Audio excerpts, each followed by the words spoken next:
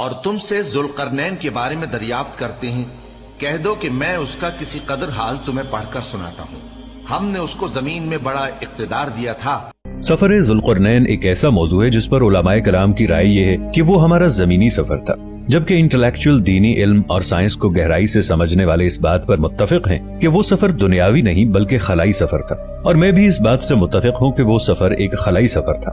آج میں آپ کو اس سفر سے متعلق قرآنی دلائل کے ذریعے سمجھانے کی کوشش کروں گا، جسے سمجھنے کے بعد آپ حیرت کے سمندر میں گم ہو جاؤ گے۔ دوستو، ویڈیو میں آگے بڑھنے سے پہلے پاکستان کے سب سے بڑے scientific channel if T V کو سبسکرائب کر لیں اور ساتھ موجود بیل آئیکن پر کلک کر دیں۔ دوستو، اس بات میں کوئی حیرانی اور تعجب نہیں ہونا چاہیے کہ اللہ کے برگزیدہ بندے خلا کا سفر نہیں کر سکتے، بلکہ ہمارے پیارے آقا محمد مصطفیٰ صلی اللہ تعالی علیہ وآلہ وسلم کا سفر معراج اس کی بہترین مثال ہے۔ تو اس نے ایک سفر کا سامان کیا، یہاں تک کہ جب سورج کے غروب ہونے کی جگہ پہنچا تو اسے ایسا پایا کہ ایک کیچڑ والے چشمے میں ڈوب رہا ہے۔ سورۃ الکہف کی ان آیہ مبارکہ میں اللہ نے ذوالقرنین کو ہر طرح کا ساز و سامان عطا کیا جس سے خلائی سفر کیا جاتا ہے، یعنی وہ ٹیکنالوجی عطا کی جس سے وہ خلائی سفر کر سکیں۔ پھر آگے فرمایا کہ وہ ایک ایسے مقام پر پہنچے جہاں سورج غروب ہوتا ہے۔ علماء کرام یہ بتاتے ہیں کہ وہ دراصل بلیک سی کے کنارے پر پہنچے جس وقت سورج ڈوبتا ہوا نظر آ رہا تھا۔ آپ بھی اس بات کو جانتے اور سمجھتے ہیں کہ سورج ڈوبتا ہوا دکھتا ہے ارتھ کے روٹیٹ ہونے کی وجہ سے، لیکن حقیقت میں وہ اپنی جگہ پر ہی رہتا ہے۔ آپ دوبارہ آیہ مبارکہ پر غور کریں۔ اللہ نے فرمایا سورج کے غروب ہونے کے مقام پر پہنچے، مقام یعنی جگہ۔ اب آپ غور کرنا اس بات پر کہ اسے ایسے پایا جیسے کیچڑ والے چشمے میں ڈوب رہا ہے، یعنی اللہ نے مثال دے کے سمجھایا۔ ایسا کیوں؟ تو آپ کو آج پتا ہی ہوگا کہ سورج یعنی ستارہ بلیک ہول کی گریویٹیشنل فورس کی وجہ سے اس میں گر کر یعنی ڈوب کر ختم ہو جاتا ہے یا پھر خود بلیک ہول بن جاتا ہے۔ تو اس زمانے میں اگر اللہ بلیک ہول کے بارے میں بتاتے تو شاید انسان سمجھ نہیں پاتا، اسی لیے اللہ نے بلیک ہول کو ایک مثال کے ذریعے سمجھایا۔ میں آپ کو یہ بات ایک اور آیت کے ذریعے سمجھاتا ہوں۔ اللہ نے سورہ واقعہ میں تاروں کی منزلوں کی قسم کھائی، تو ہمیں تاروں کی منزلوں کی قسم، اور اگر تم سمجھو تو یہ بڑی قسم ہے، جس کو میں نے اپنی پچھلی ویڈیو میں بہت ڈیٹیل سے ایکسپلین کیا ہے۔ اگر آپ نے وہ ویڈیو نہیں دیکھی تو اس کے بعد وہ ضرور دیکھیے گا، آپ کو یہ بات اور اچھے طریقے سے سمجھ آ جائے گی۔ اب آپ سمجھ گئے ہوں گے کہ ذوالقرنین دراصل بلیک ہول کے قریب کسی پلانٹ پر پہنچے تھے جہاں ایک اور قوم رہتی تھی، تو اس آیت سے ایلین لائف کی ایگزسٹنس کے بارے میں بھی اشارہ ملتا ہے۔ یہ ایک ٹرکش ویب سائٹ ہے جس پر سفر ذوالقرنین کو تفصیل سے بتایا گیا ہے۔ سب سے انٹرسٹنگ بات اس ویب سائٹ کی یہ ہے کہ انہوں نے اسپیسیفکلی یہ بتایا ہے کہ وہ سفر ہمارے ملکی وے گلیکسی میں ہی تھا اور کس کس مقام پر وہ گئے تھے۔ کافی حیران کر دینے والی نالج ہے۔ واپس آتے ہیں اپنی بات کی طرف۔ اس قوم کو حضرت ذوالقرنین نے ایمان کی دعوت دی جیسا کہ اللہ نے حکم دیا، پھر انہوں نے آگے کا سفر طے کیا۔ ہر سفر کو اللہ نے سامان سفر کہہ کر پکارا ہے، جس سے اللہ بار بار خلائی سفر کی طرف اشارہ دے رہے ہیں۔ آگے کی آیت اور واضح کر دے گی کہ یہ خلائی سفر تھا۔ اب اللہ اوزون لیئر کے بارے میں بتا رہے ہیں۔ آپ کو پتا ہوگا کہ سورج سے الٹرا وائلٹ ریز خارج ہوتی ہیں جو کہ زہریلی شعاعیں ہوتی ہیں جس سے سکن کینسر بھی ہو سکتا ہے، اور انہی الٹرا وائلٹ ریز سے بچنے کے لیے ارتھ کے ایٹماسفیئر میں اوزون لیئر موجود ہے۔ اسی بات کو ذہن میں رکھتے ہوئے اب آپ اس آیت مبارکہ کو سمجھنا۔ پھر اس نے ایک اور سامان سفر کیا، یہاں تک کہ سورج کے طلوع ہونے کے مقام پر پہنچا تو دیکھا کہ وہ ایسے لوگوں پر طلوع ہوتا ہے جن کے لیے ہم نے دھوپ سے بچاؤ کی کوئی اوٹ نہیں بنائی تھی۔ حقیقت یوں ہی تھی، اور جو کچھ اس کے پاس تھا ہم کو سب کی خبر تھی کہ ذوالقرنین ایک ایسے مقام یعنی پلانٹ پر پہنچے جہاں کے ایٹماسفیئر میں اوزون لیئر نہیں تھی، جس کو اللہ نے یوں فرمایا کہ وہ ایسے لوگوں کے پاس پہنچے جن کے پاس سورج کی زہریلی دھوپ سے بچاؤ کے لیے کوئی اوٹ یعنی ایٹماسفیئر میں اوزون لیئر نہیں تھی۔ بعض انٹلیکچوئلز کہتے ہیں کہ ان لوگوں کے پلانٹ میں کوئی ایٹماسفیئر ہی نہیں تھا، لیکن یہاں اللہ نے صرف اوزون لیئر کی بات کی ہے، جس کا مطلب یہ ہے کہ ان کے پاس ایٹماسفیئر تو تھا لیکن صرف اوزون لیئر نہیں تھی۔ اگر یہ ارتھ پر سفر ہوتا تو یہاں اوزون لیئر کی بات نہ ہوتی۔ اس آیہ مبارکہ کو گہرائی سے مطالعہ کرنے والے بتاتے ہیں کہ ان لوگوں نے ذوالقرنین سے زہریلی دھوپ سے بچاؤ نہ ہونے کی شکایت کی، جس کے بارے میں نہیں معلوم کہ انہوں نے ان کو اس چیز کا کوئی حل بتایا کہ نہیں، لیکن سفر سامان اس بات کی طرف اشارہ کرتا ہے کہ ان کا مسئلہ ذوالقرنین نے حل کر دیا تھا۔ باقی حقیقت اللہ ہی بہتر جانتا ہے۔ پھر انہوں نے ایک اور سفر کیا کسی اور پلانٹ کا۔ یہاں آیت نمبر 92 میں اللہ نے لفظ سبابہ کا استعمال کیا ہے، جس کی اردو میں پہاڑ سے تشریح کی گئی ہے، لیکن صحابہ نے اس کی تشریح آسمانی راستوں سے کی ہے۔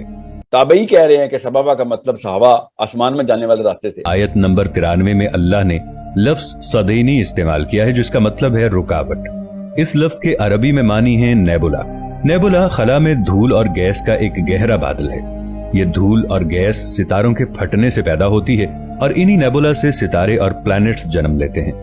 لفظ صدینی کو پہاڑ یا دیوار نہیں کہہ سکتے، کیونکہ سورہ یاسین آیت نمبر 9 میں اللہ نے صدن لفظ استعمال کیا ہے جس کا ترجمہ کچھ یوں ہے، اور ہم نے ان کے آگے بھی دیوار بنا دی اور ان کے پیچھے بھی، پھر ان پر پردہ ڈال دیا تو یہ دیکھ نہیں سکتے۔ کہ ذوالقرنین ایک ایسے مقام پر پہنچے جو دو نیبولاز کے درمیان میں تھا، اور ان نیبولاز کو ہیلکس نیبولا کہتے ہیں جو ہمارے ملکی وے گلیکسی میں پایا جاتا ہے۔ اس مقام یعنی پلانٹ پر رہنے والے لوگوں کی زبان نہیں سمجھ سکتے تھے یا پھر وہ لوگ بات نہیں کر سکتے تھے۔ انہوں نے دریافت کیا کہ اے ذوالقرنین، یاجوج و ماجوج یہاں فساد مچاتے ہیں، آپ ان سے بچاؤ کے لیے کچھ انتظام کر دیں، ہم آپ کی مالی امداد کریں گے، آپ ہمارے اور ان کے درمیان آڑ بنا دیں۔ اس آیت میں الارض لفظ استعمال کیا گیا ہے۔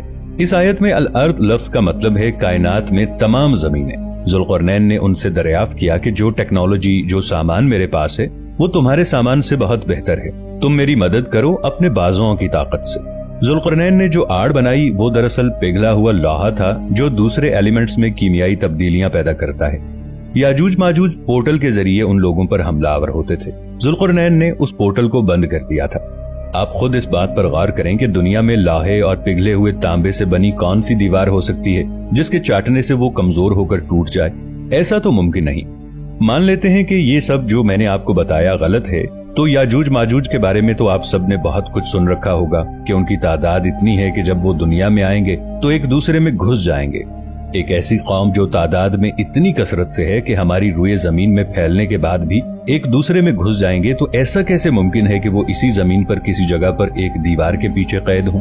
ایک روایت کے مطابق ان کے کان اتنے لمبے ہیں کہ ایک کان کو تکیہ اور دوسرے کو لحاف بنا لیتے ہیں۔ یقیناً انسانوں میں ایسا کوئی نہیں ہے۔ کچھ سیکولرز کے مطابق چائنیز، رشینز یاجوج ماجوج ہیں، جبکہ وہ ایک وحشی قوم ہے جو صرف لوٹ مار اور قتل و غارت کرنا جانتی ہے، اور قیامت کے دن 1000 میں سے 999 جہنمی ہوں گے۔ یہ بات سن کر صحابہ پریشان ہوئے کہ ہمارا تو کوئی چانس نہیں جنت میں جانے کا۔ تو پیارے آقا صلی اللہ تعالی علیہ وآلہ وسلم نے فرمایا کہ 999 یاجوج ماجوج ہیں۔ اب آپ خود اس بات کا اندازہ لگا لیں کہ حضرت آدم سے لے کر قیامت تک جتنے جنتی ہیں، ہر ایک کے بدلے 999 یاجوج ماجوج ہیں، تو کیا چائنیز، جاپنیز کی اتنی تعداد ہے؟ عقل اس بات کو تسلیم ہی نہیں کرتی۔ ایک روایت کے مطابق حضور صلی اللہ تعالی علیہ وسلم فرماتے ہیں، یاجوج ماجوج میں ایک ایک کے ہزار بچے ہوتے ہیں، اور ان کے بیچ 3 قبائل ہیں، ان کی بیویاں 1000 سے بھی زائد بچے پیدا کر کے مرتی ہیں۔ تو چائنیز، رشینز یا انشکازی یہودیوں میں ایسی کوئی خصوصیت نہیں ہے۔ اس سے صاف ظاہر ہے کہ وہ کوئی اور مخلوق ہے جسے خلائی مخلوق بھی کہہ سکتے ہیں۔ ذوالقرنین کے بارے میں علماء کرام کا خیال ہے کہ وہ نبی تھے یا اللہ کے خاص ولی تھے، لیکن ایک روایت سے پتہ چلتا ہے کہ انسان نہیں بلکہ ایک فرشتہ تھے۔ اس بات کا خلائی سفر سے کیا تعلق؟ تو بالکل اس کا گہرائی سے تعلق ہے۔ جبکہ یہ بات واضح ہے کہ وہ فرشتہ تھے، تو اس بات کو اور تقویت ملتی ہے کہ خلائی سفر کرنا ان کے لیے ایک عام سی بات ہے۔ جب انسان پر موت واقع ہوتی ہے تو موت کا فرشتہ آسمانوں سے ہی سفر کر کے روح کو لینے آتا ہے، اور انہی راستوں سے روح کو آسمانوں تک لے جاتا ہے۔ دوستو، ہم نے اپنی ریسرچ کے مطابق آپ تک یہ انفارمیشن پہنچائی۔ ہم نہیں کہتے کہ یہ 100% سچ ہے، ہم نے وہی انفارمیشن آپ سے شیئر کی ہے جو جدید سائنس، خلا اور اسلامک اسکیٹالوجی پر مہارت رکھنے والے مشہور علماء کرام نے اخذ کی ہیں۔ آپ ان باتوں سے اتفاق کرتے ہیں یا نہیں، یہ آپ پر منحصر ہے، باقی تو اللہ ہی بہتر جانتا ہے۔ دوستو، ویڈیو اچھی لگے تو اسے لائک اور شیئر ضرور کیجیے گا، اور مزید انفارمیٹیو ویڈیوز کے لیے اس چینل کو سبسکرائب ضرور کر لیجیے گا۔ ملیں گے نئی ویڈیو کے ساتھ، تب تک کے لیے اللہ نگہبان۔